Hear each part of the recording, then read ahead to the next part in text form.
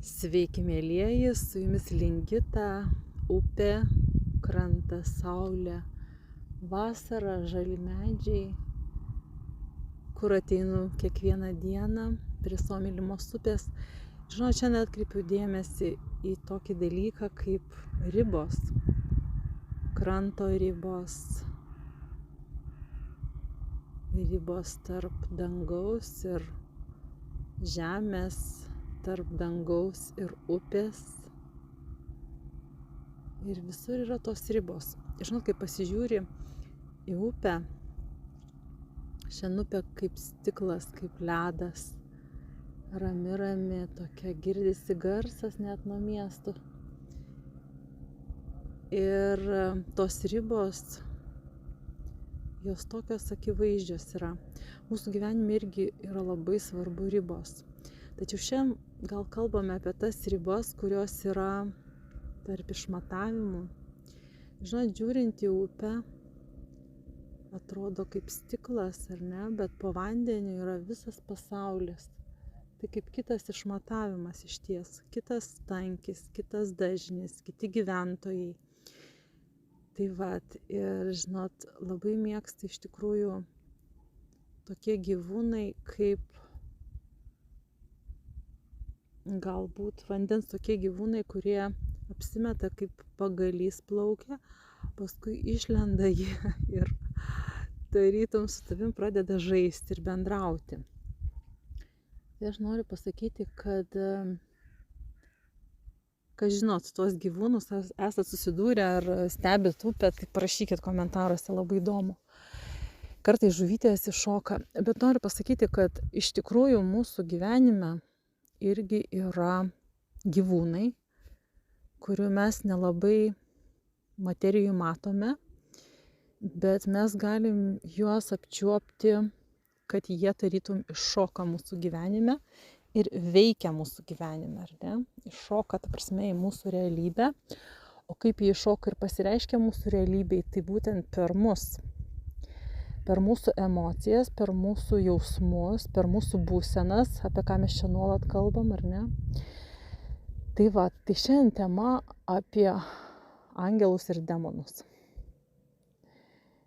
Kažkada man demonai atrodė labai baisu, kažkas minusinio, kažkas labai blogo, bet viskas sukasi ratu. Ir kada aš savo mintimis prisijaukinau tą negatyvą, ta prasme, kad aš jį priėmiau, kad jis yra, aš jo pradėjau neneigti, aš pradėjau stebėti, kodėl jis pasireiškia mano gyvenime, ar ne? Arba dirbant su klientais, kodėl prisikabina vieni ar kiti demonai ir gyvena tų žmonių biolauke. Tai va, tai dabar sakysit, oi čia kokia baisi tema, ar ne, kaip baisu. Iš tikrųjų, baisumas yra tame, kad mes neigiame. Tai va tas pozityvus mąstymas, ten yra mano kitas įrašas padarytas, ko pavojingas pozityvus mąstymas, kad mes nepriemam negatyvo kaip tokio. Jis yra, jis reiškiasi mūsų gyvenime, kitų žmonių gyvenime, ar ne, bet mes turbūt daugiau kalbėti turim grinai apie save, apie mūsų gyvenimą ir apie mano gyvenimą, ar ne. Tai dėl ko daug dalinuosi va tas patirtis. Ne mokslo žiniomis, o būtent kaip išgyvenu vat vieną ar kitą procesą savo gyvenime. Ir suprantat, koks dabar dalykas yra, kad pasireiškia angelai ir demonai. Yra taip, kad angelai, ar ne, mes labai norim, kad angelai reikštųsi ir jie reiškės, bet mes su jais nelabai bendraujam, nepažįstam, nežinau kodėl, bet dėl tam tikrų priežasčių. Dabar angelai, kaip žinote, yra aukštų vibracijų būtybės ir jie bendrauja su mumis aukštuose dažniuose.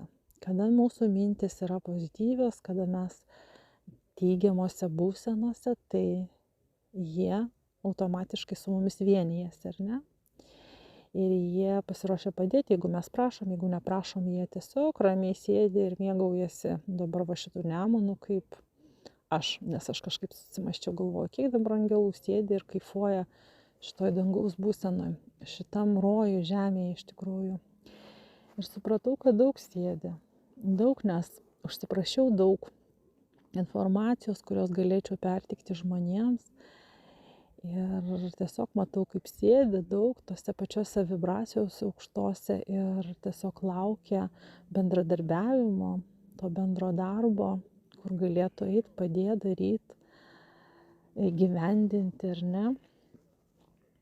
Tai va, tai nes iš ties labai daug labdaringos veiklos, kuri yra labai maloni. Čia daug buvo pokalbių apie pinigus, tai iš tikrųjų patys žinote, ko mes daugiau duodame, to mums daugiau sugrįžta. Ir taip laikosi pasaulis iš tikrųjų išdavimo, išdovanojimo savo talentų, savo sugebėjimų, savo to vidinio resurso, to turto, ar ne? Tai va, ten kita medalio pusė yra, kai mes gėdijamės imti pinigus, tai čia vėlgi tokia žema savivertė. Jeigu mes turim sveiką, aukštą, normalią savivertę, mes labai žinom viduje, kiek paskirstyti, kiek save dovanoti, kur yra sritis, kur aš turiu paimti pinigus, nes tai yra mano darbas, mes gyvenam materijoje ir mes turime materializuoti savo šitą, ar ne, harmonizuoti visą šitą savo talentus, monetizuoti. Taigi toliau kalbam apie pasireiškimą šitų angelų ir demonų. Dabar demonai, kuria prasme tampa teigiami. Kada mes suprantame, kad demonai maitinasi tom energijom, kurias mes ištransliuojam. Kažkas mėgsta žuvį, kažkas mėgsta mėsą, kažkas ar ne, tai va, čia panašiai yra. Kažkas mėgsta pykčio emocijas, kažkas mėgsta savigraužos emocijas, kažkas mėgsta liūdesio emocijas, depresijos. Taip, mėlėji, liūdesio, depresijos emocijas, kažkas jomis maitinasi. Tai va, ir kada mes transliuojame, aišku, suinteresuoti tie valgytojai valgyti ir toliau. Ir jie galbūt gyvena daugybę metų, ar ne, mūsų biolauke ir maitinasi. Ir mes net neįtariam, net nesuprantame, kad mes su jais gyvenam. Ir kaip pasakai žmogui, o ką klausia, ką tu matai, koks čia mane apsėdo, čia apsigyveno. Žinot, man nesinori sakyti, už tai aš visą laiką klausiu ir mes ateinam su klientu iki tol, kol klientas pats pamato. Nes kai aš pasakau, tai paskui žmonės išsigąsta ir galvoja, oi, tai čia aš apsėstas, čia visi kiti tobuli, aš apsėstas. Praktiškai nėra žmonių, kurie nemaitintų savo emocijomis šitų gyventojų, šito paralelinio pasaulio. Sąmoningi žmonės, jie aiškiai supranta, kad tai yra astralinės būtybės, kurios maitinasi negatyviom emocijom. Tai vėlgi mūsų sprendimo darbas yra, kiek mes transliuojam per save ir kiek mes darom kvantinį šuolį, iššokti, ar ne, kaip įveikti, tiesiog išeiti iš tų negatyvių emocijų. Nereiškia, kad jas neigti ir įspausti į kampą, nes tada prasideda ligos ir ten vėžiai formuojasi, ar ne. Ta negatyvi emocija vis tiek išsprogsta, tada nupjauna tą auglį ir vėl ten išauga naujas guzas. Tai va, tai čia toks kaip pavyzdys, daugiau psichosomatikos klausykite kanale Gurkšnis dangaus. Ten yra daug pavyzdžių ir daug informacijos. O šiandien toliau kalbam apie demonus, kurie iš tikrųjų, jie mus kažko moko. Ir žinot, anksčiau ten būdavo kažkoks tai toks išprašymas, ten, kad išeitų, išvarimas. Bet žinot, to daryti visiškai nereikia, nes iš esmės, jeigu žmogus pasako sprendimą, kad jisai nebegyvens ir nemaitins emocijomis šitos visatos, savo aplinkos, biolauko, nevibruos tuose dažniuose, tai tie astraliniai parazitai tiesiog ir pasitraukia, ar ne? Tai va.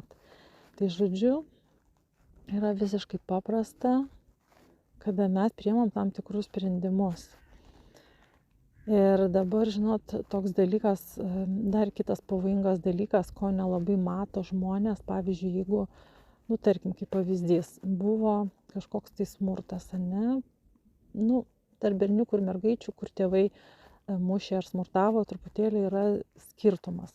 Mergaičių mušti negalim, ar ne, mano senelis sakydavo, negalim jokių būdų liesti mergaitės. Jeigu mama ten dar kažką kepšteli, tai dar mama, bet jeigu tėtis kepšteli, viskas, suprantat, kas atsitinka. Iš mano darbo patirties yra taip, kad tėvas yra mylintis ir šitas modelis, jisai susiformuoja pasąmoniai. Bet jeigu tėvas sumušė, kad ir vieną kartą mergaitę, jau yra paleista programa, kad meilė yra kaip smurtas, ar ne?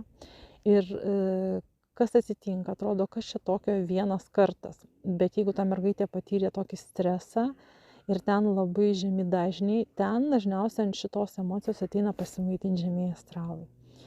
Tai va toksai, va tokia daina, tokia pasaka, pasaka ne pasaka. Ir atsitinka kas toliau, kad žmogus gyvena, gali jis gyventi ir 30, 40, 60 metų ir jis net nesuprasti, kad tą meilės modelį, tai ne jo siela to nori, bet to smurto, tarkim, ar ne, to seksualinio smurto. Čia kaip pavyzdys yra. Bet nori būtent šitas demonas gyvenantis, maitinantis, besimaitinantis mergaitės biolauke. Tai va, tai kodėl reikia pradirbti smurto šitos atvejus, dirbti su pasąmonė.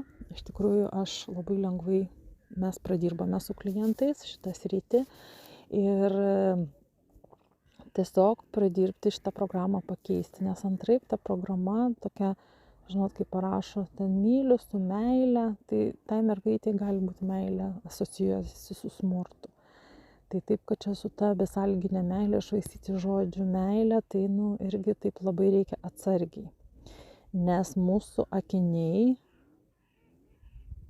per kuriuos mes žiūrime į pasaulį, jie yra labai skirtingi. Ir mes net neįsivaizduojam, kokius sudaužytus, sužalotus akinius kitą kartą žmonės nešioja arba iškreiptus vaizdus.